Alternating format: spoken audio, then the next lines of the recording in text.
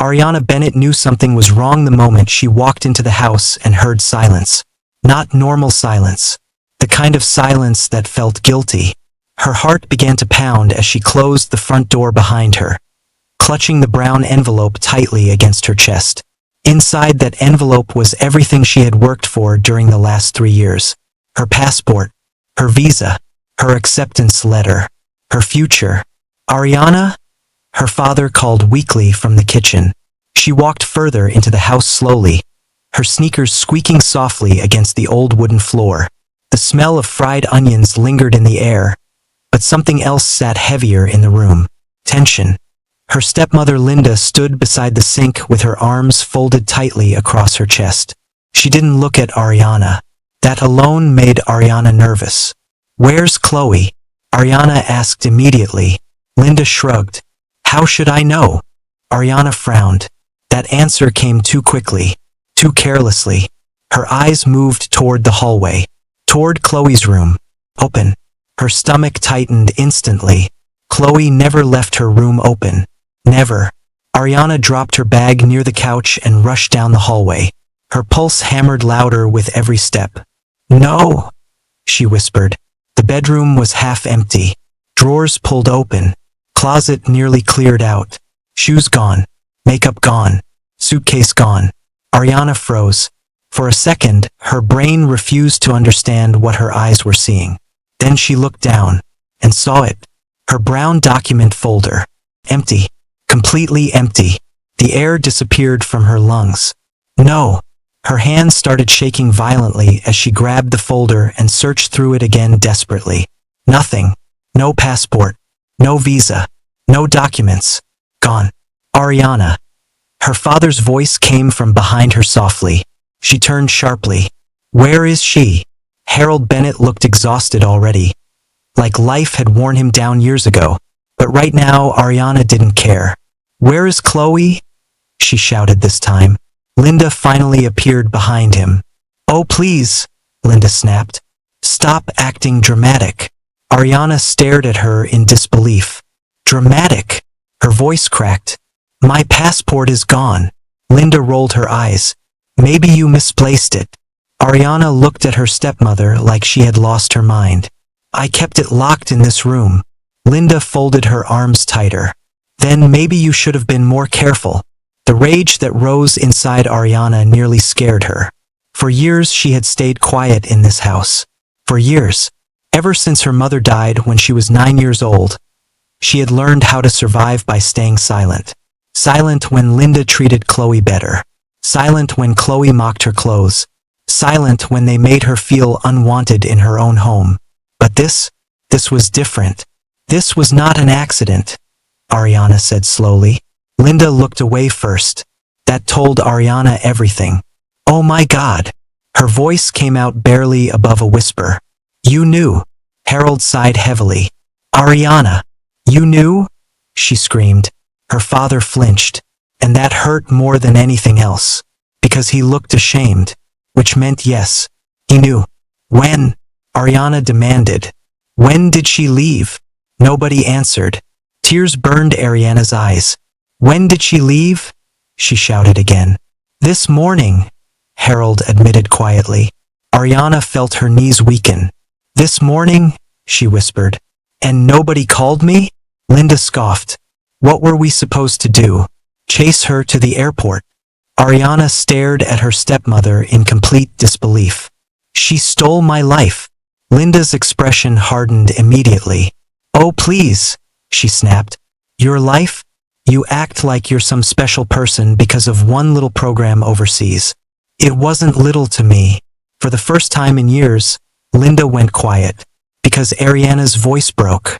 Not with anger, with pain. 3 years. 3 years of sacrifice. 3 years waking up at 5 in the morning to help at the farmer's market before classes. 3 years secretly taking bookkeeping courses online at night. 3 years sewing clothes for neighbors. Saving every dollar. Missing meals. Skipping sleep. Dreaming quietly. All for this one chance. The London Entrepreneurial Exchange Program. The acceptance email had arrived 2 weeks ago, and Ariana had cried so hard she could barely breathe. For once in her life, she felt chosen. Seen. Like her life could finally become bigger than this tiny Georgia town that constantly reminded her she was unwanted. And Chloe had stolen it. Her phone buzzed suddenly. A text message. Ariana grabbed it instantly, then froze. It was from Chloe. You were never meant for a life bigger than mine. Ariana's entire body went cold. Linda noticed the expression on her face. What did she say? Ariana looked up slowly. You knew? She repeated again quietly. Linda avoided her eyes. That confirmation shattered something inside her. Harold stepped forward carefully. Sweetheart, don't. He stopped immediately. Ariana wiped her tears angrily. Don't call me that right now. Silence filled the room. Then Linda muttered the words that finally broke whatever little peace remained. Maybe this happened for a reason. Ariana blinked slowly. What? Linda shrugged coldly. Maybe Chloe needed the opportunity more. The room spun. Ariana stared at her stepmother, trying to understand how another human being could say something so cruel so casually. I worked for that, Ariana whispered. Linda laughed softly. And? Life isn't fair. Something inside Ariana hardened right then. Not loudly, not dramatically, quietly, dangerously, because suddenly she understood something.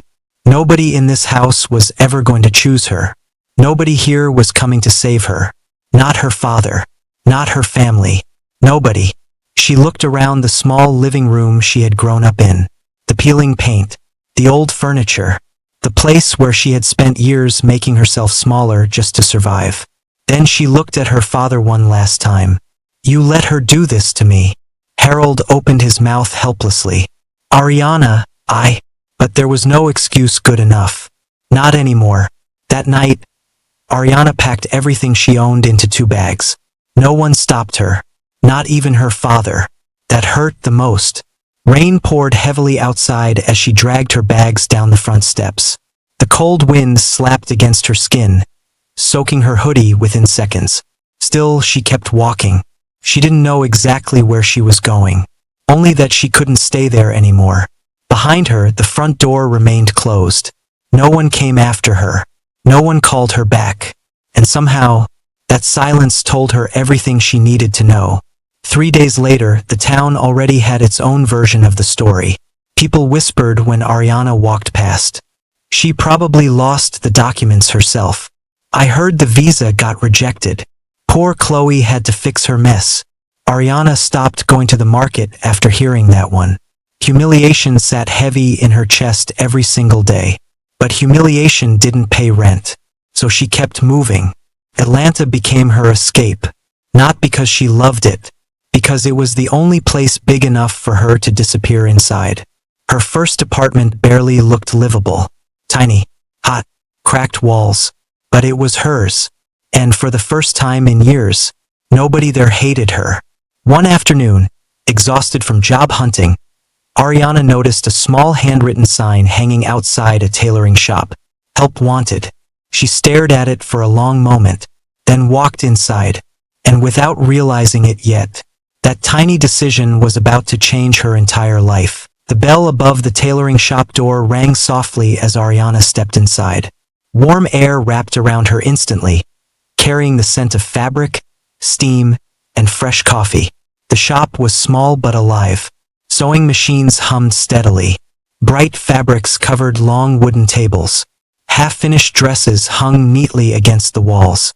And behind the front counter stood an older woman with silver blonde curls pinned loosely above her head. She looked up over her glasses. Yes. Ariana suddenly became aware of how tired she looked. Her hoodie was damp from rain. Dark circles sat beneath her eyes. She probably looked more homeless than employable.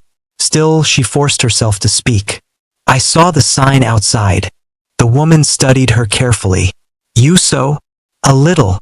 That was a lie. Ariana knew much more than a little. Back in Georgia, she had spent years secretly altering thrift store clothes and sewing small pieces for neighbors to make extra money. It started as survival, then became the only thing that made her feel calm. The older woman tilted her head slightly. You got experience working professionally? No, ma'am. References. Ariana hesitated. No. The woman sighed softly like she'd already heard enough. Ariana's chest tightened immediately. Please, she said quickly. I'll learn fast. The woman crossed her arms. What's your name? Ariana Bennett. I'm Margaret. Ariana nodded nervously. Margaret looked her over one more time before finally saying, Can you hem a dress? Relief flashed across Ariana's face instantly. Yes. Margaret pointed toward the back of the shop. Then prove it. 2 hours later, Margaret stood silently beside the sewing table while Ariana finished the final stitch carefully. The room was quiet except for the machine humming beneath Ariana's shaking hands. She prayed she wasn't messing it up. When she finished, she handed the dress over carefully. Margaret inspected the hem slowly, then flipped the fabric inside out, then checked the stitching again. Ariana's stomach twisted tighter with every passing second. Finally, Margaret looked up. You did this before. Ariana swallowed. A little. Margaret snorted softly. That wasn't little. For the first time in days, Ariana almost smiled. Almost. Margaret folded the dress neatly. You can start tomorrow. Ariana blinked. What? The job, Margaret said casually. You want it or not? Emotion hit Ariana so suddenly it nearly embarrassed her. Yes, she whispered immediately. Yes, I do. Margaret nodded once. Good. Be here at 7. Ariana stared at her. Just like that? No long interview. No judgment. No questions about her past. Just a chance. And somehow, that felt more valuable than anything. The next 8 months changed Ariana completely. Not quickly. Not magically. Slowly. Painfully. But truly. She worked 6 days a week at the tailoring shop, sometimes 12 hours a day.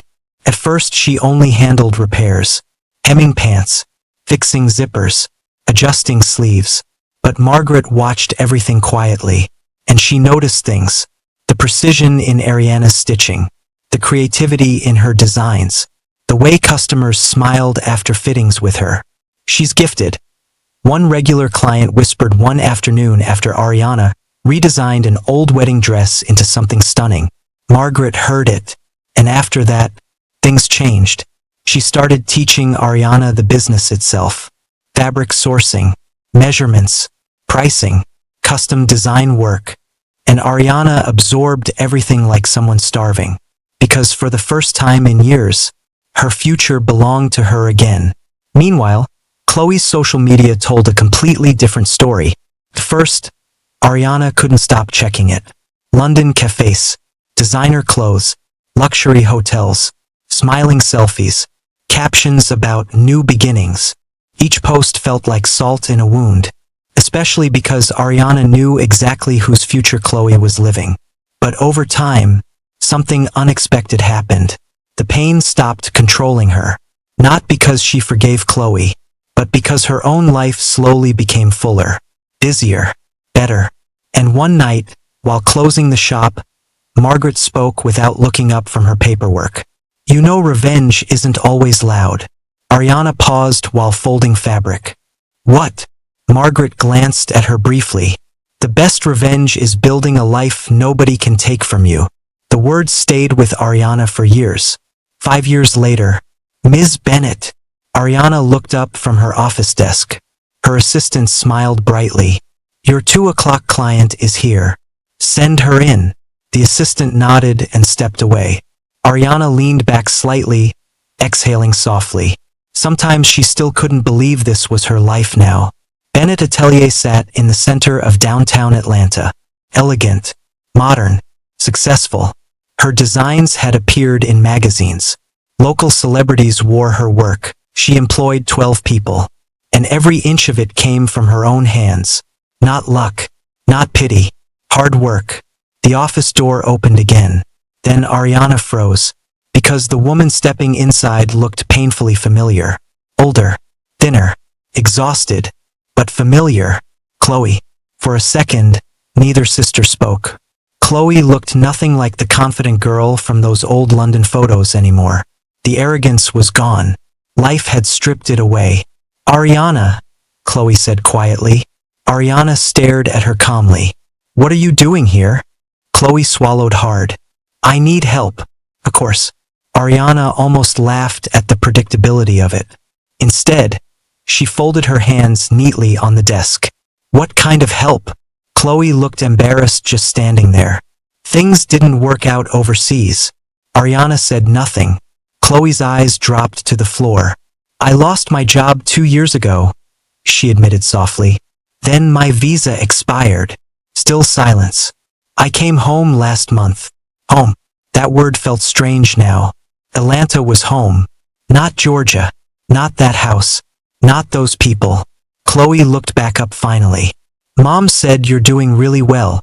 Ariana's expression hardened slightly. Your mother. Chloe flinched. Right. Not her mother. Never had been. You know why I'm here, Chloe whispered. Ariana leaned back slowly. No, she said calmly. I want to hear you say it. Chloe's eyes filled with humiliation instantly. We need money. Interesting. Ariana almost asked if we included Linda now too, but she already knew the answer. How much? Chloe hesitated before answering. Dad's sick. That hit harder than Ariana expected. Her father. Despite everything, that still hurt. He has heart problems, Chloe continued quietly. The medical bills are bad. Ariana looked away briefly toward the office windows. Atlanta's skyline glowed in the afternoon sunlight. 5 years ago she arrived here with 2 bags and nowhere to sleep. Now the same people who let her drown had come asking her to save them. Life really was strange. Ariana, Chloe's voice cracked this time. And for the first time ever, she looked ashamed. Not arrogant. Not spoiled. Ashamed. I know what I did was horrible, Chloe whispered. I know I ruined your life. No, Ariana corrected softly. Chloe looked confused. Ariana met her eyes calmly. You ruined the version of my life that depended on people who never loved me properly. Silence filled the office. And honestly, Ariana continued quietly, that ended up saving me. Tears slipped down Chloe's face instantly. I was jealous of you, she admitted shakily. Mom always compared us. And when you got accepted into that program, I hated you for it. Ariana listened silently. London wasn't what I thought it would be, Chloe whispered. Nobody cared about me there. Nobody saved me. Nobody helped me. Her voice broke completely. I kept thinking about what I did to you. For a moment, Ariana saw not her enemy, just a broken person carrying the consequences of terrible choices. And somehow, that made her sad more than angry. Finally, Ariana stood slowly from behind her desk. Chloe wiped her tears quickly, looking nervous. Ariana walked toward the office window quietly, then spoke without turning around. I'll pay for Dad's treatment. Chloe gasped softly.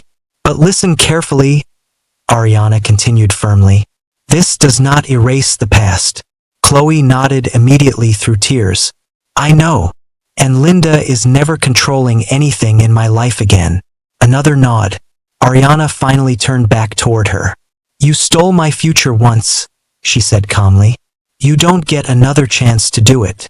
Chloe cried harder now. I'm sorry. Ariana believed she meant it. But some wounds never fully disappeared. And that was okay. Because healing didn't always mean forgetting. Sometimes it simply meant moving forward anyway. 3 months later, Ariana stood quietly inside her newest boutique during opening night. Soft music filled the elegant space. Guests admired her newest collection. Cameras flashed. Laughter echoed warmly around her. Margaret stood beside her holding a glass of champagne proudly. You did good, kid, she said softly. Ariana smiled. No, she had done more than good. She survived. And after everything life tried to take from her, that was her greatest success of all.